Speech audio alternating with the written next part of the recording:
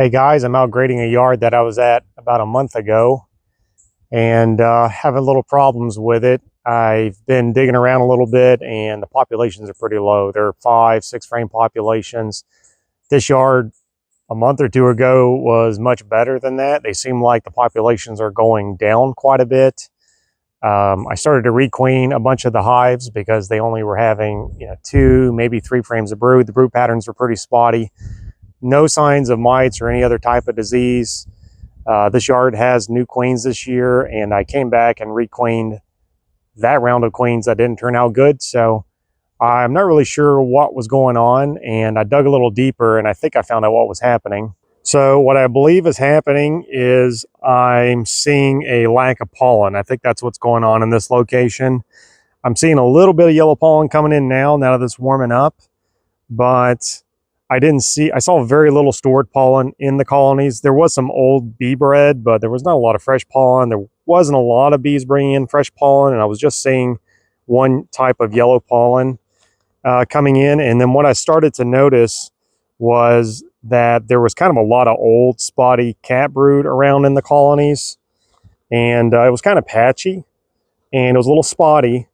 And my first thought, okay, well, bad queen or mites. So didn't see any mites, so I started pinching queens, and I kept going further and further, and a lot of the colonies were also small, and they were all having like 2, 3 frames of brood. And then what I started to notice was we had this kind of older patch of cat brood that was a little spotty, and then there was zero, zero young larvae in the vast majority of the colonies, especially in the smaller ones.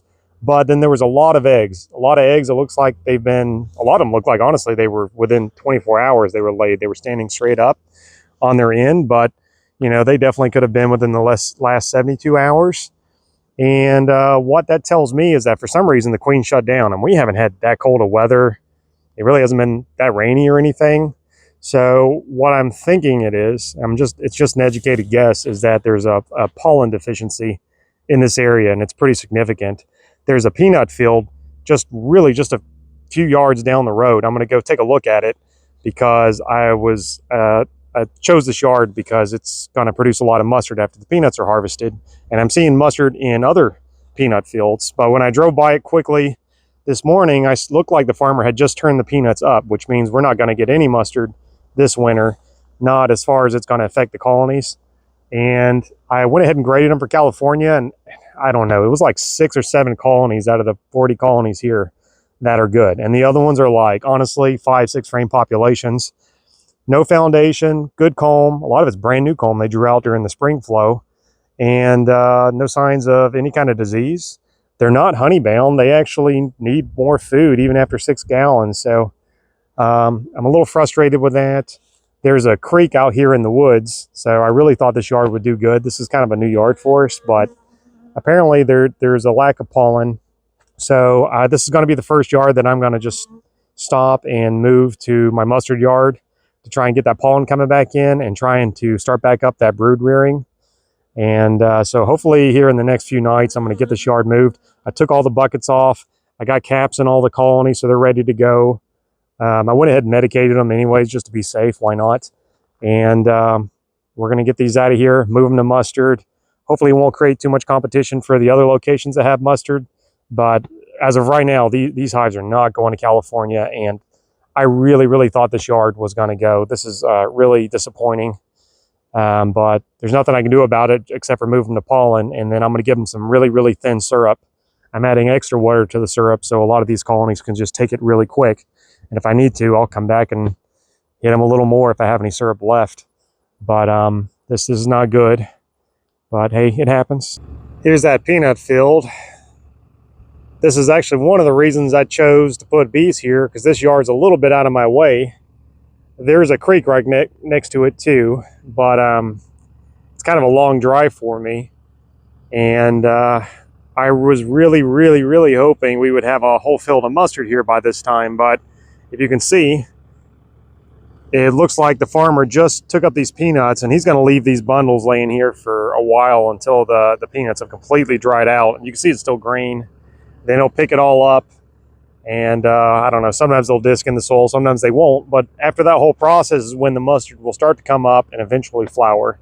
But you can see with it just have being pulled up, I'm probably nowhere near getting any mustard.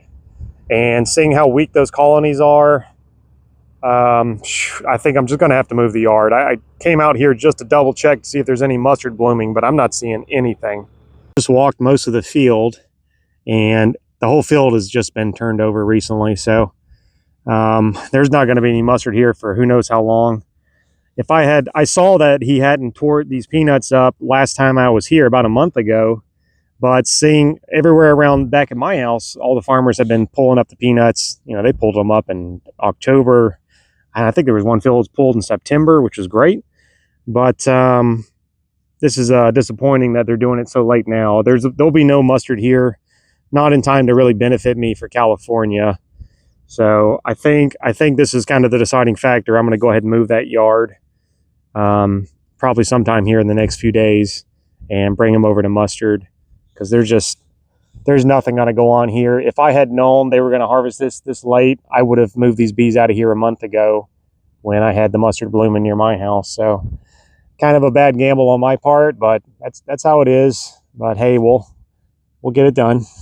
Took a few days, but I'm here at this yard that was not bringing in the pollen. I'm going to go ahead and get them ready and move them to mustard. I've still been grading every day, and I've seen probably another yard or two I also need to move. So I think this might just be a regular thing. I'll just move a yard every few nights or so. There's not a huge rush. There is still a little bit of natural pollen coming in, but these yards that are not grade, that are not ready to make grade right now, I've got to get them on mustard, hit them with some thin feed, try and stem them up and boost them a little bit before California gets here, because there's a lot of the hives that just aren't ready yet. I'm not happy with. So I'm going to just try and get them up where I can. But that's what I'm going to do now tonight, is get this yard moved, and hopefully we can get a pollen boost for them, get them to raise the brood up, and if we're lucky, they'll hit that A-frame average that I'm looking for before I get them to California. I don't know if anybody's used these hive carts before, but man, they're handy.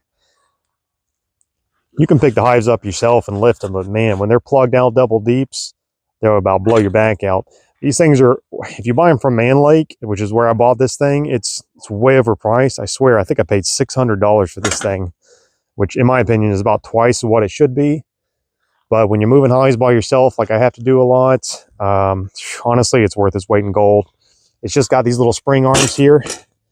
They kind of spring in and they'll catch the handles of the hives, and they'll grab them, and then it's just really just a dolly at that point. You just move them on to an empty spot on the pallet. And that's what I got to do here. There's a few dead outs, so I'm going to try to even all the pallets up. I'll try to take all the double deeps and make complete double deep pallets. Same thing with the hive and a halves. Try to move some of the hive and a half so they're all complete pallets. You'll always have like one or two pallet that's partial or it's kind of oddly shaped, but I'll just throw that one on the back of the truck, and that's what I'm going to do now. Here's one of the downsides of using Roundup versus mowing. Using a weed eater, so that grass doesn't really just go away. It just kind of sits on your pallet. I don't want to get the bees on this, so you got to clean the pallet well. And another thing to watch out for is make sure your W clips, if you're using those, which if you're using U clips, you made a bad decision. W clips are definitely better. Yeah, just make sure they're good and straight, because when you come in here and want to set the hive down, you won't be able to see well. And if it's kind of bent out of the way, it'll smash the bees. And they don't appreciate that at all. Okay, so the consolidating is pretty easy. I just give them a little smoke. Give them a second to get off the bottom board, which it's pretty cold tonight, so I don't think there's going to be many on the bottom board. And then I'll just take the dolly, see if I can't pop it in place. So it's going to catch the handles there on the side, which is pretty handy. And then you just push it up a little bit. There you go.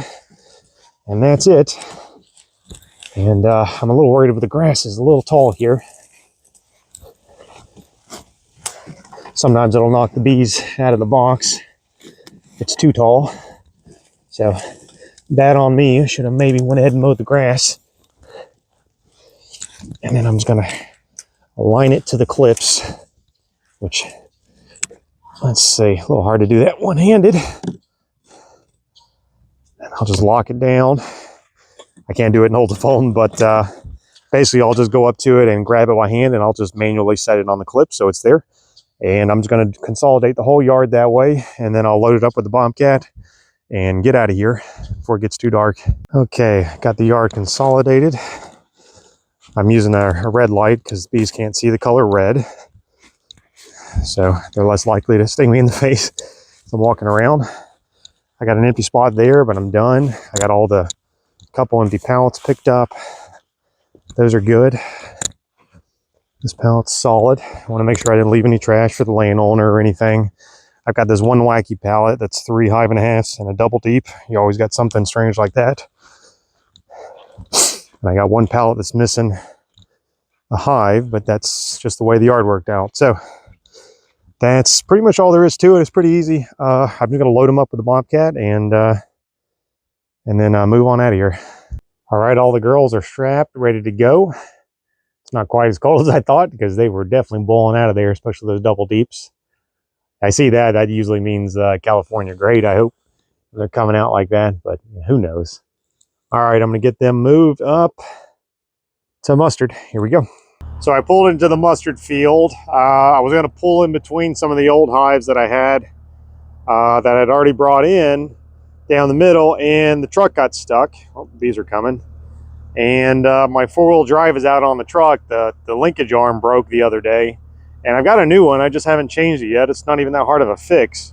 So I thought, oh, I'm just going to go ahead and just unload the hives real quick, and it, get the weight off, and I'll go ahead and pull out. And in my rush to do so, and I'm a little aggravated from getting stuck. That $600 cart I was just talking about bent the stinking handle. I have it strapped to the back of the Bobcat on the trailer, and I backed right into it. It seems okay. I mean, outside I can probably bend that handle back, but of course I'm talking about this expensive $600 freaking hive cart, and of course I'm going to hit it that night.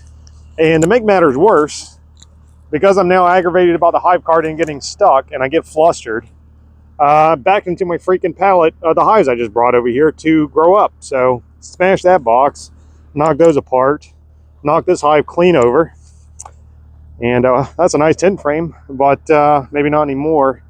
So I'm gonna get this thing cleaned up. That sucks. Truck's still stuck, I can't get out, but here's that linkage arm that fell off. I love this truck, but I bought it from New Jersey, and it's got some major rust damage. And you can just pop the linkage arm back in place there. It'll rattle loose again. I think there's just a rubber gasket with that on it. But I should be able to pop in 4-wheel drive now, hopefully, and get the heck out of here. Okay, moment of truth. Let's see if she sticks. Oh, crap. You gotta put it dry first, don't you? Oh, no. Oh, there. I think it locked. All right, girl, come on. Yes. All right, I got 4-wheel drive until at least till that sucker falls out again. I can pop it back in 2-wheel drive even if that arm comes out. But it's a pain in the butt to pop it in. Well, it's not really. It's just not really nice when you're covering a bunch of angry bees because you just ran over their hive. Okay, I think we're getting out of here. Thank goodness. Let me not run anything else over on my way out of here. Okay, everything's good. Got everything picked up. Bobcat's loaded successfully. Got that poor old bent hive cart back on there. I'm gonna just double check. These are old hives from doing. I'm gonna just make sure I didn't do any more damage anywhere. This is what you would call an unsuccessful bee moving operation. You don't want this to happen. You don't want that to happen. Believe it or not, that's not my first time doing this. And thankfully, usually the hives will be okay. I will come back in a few days. I like to let them sit for about 3 days so they chill out. These poor girls need probably a 6-month vacation to really chill out. I'll make sure that I bring some mated queens back for that pallet. Everything else went down pretty smooth. Yeah, I don't think there was any other issues. I always like to walk, make sure there's no, lids didn't slide off. Sometimes the boxes crack in half when you tighten the straps down. Always good habit to double check, make sure the caps are all in the hives in case it rains. Don't want to get rained in. Everything else looks okay. I am a little wore out. Believe it or not, this is not the worst night I've had at all. So actually, this is kind of an okay night, all things considered. So yeah, all right, well, I'm gonna go home. I'm a little fried, a little frustrated, but we will make it through. And yeah, quick tip, I suppose, if you do something stupid because you weren't paying attention, maybe slow down and take a breath, because you're about to do something even more stupid, like kill your hives you've been breeding for California all year long. Yep, that's my lesson for this evening. All right, guys, thanks. I'll talk to you later. I got to get out of here. I'm fried. See ya. Bye.